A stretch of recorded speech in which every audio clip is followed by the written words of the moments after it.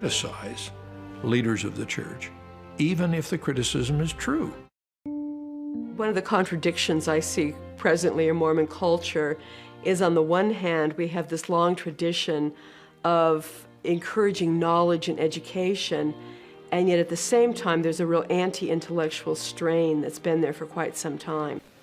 When I was at BYU, Boyd K. Packer had given this speech, and I believe it was meant only for the insiders in the church office building, but it got out, as a lot of things do get leaked in Utah, especially in Salt Lake and Provo, where he basically said one of the greatest dangers to the church were gays, feminists, and intellectuals.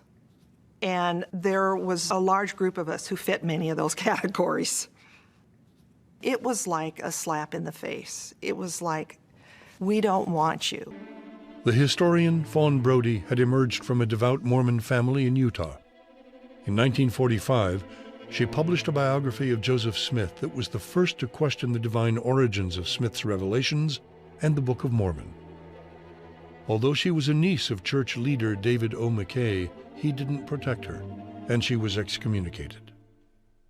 In 1950, when Juanita Brooks published the first full account of Mormon complicity in the Mountain Meadows Massacre, she and her husband were shunned by members of their church. Where an intellectual, I think, can get into difficulty is when that intellectual person takes a position and begins either to attack the general leaders or local leaders of the church, or begins to attack the basic doctrine of the church, and does that publicly. Brigham Young's principle was simple. You are either with us or you're against us. If you are part of this people, fall into line, let's move on, and let's build up the kingdom of God, and never forget that all we have is each other. We undermine each other's faith, we destroy ourselves.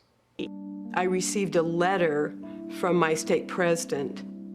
In this letter, I was told that I was not allowed to speak, discuss, publish, write about anything to do with church history or church doctrine, or they would hold a court on me.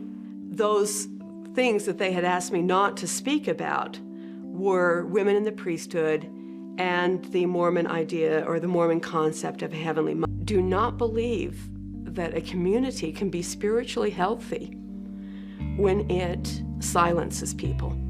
And that was my reason for not obeying the stake president in the first place.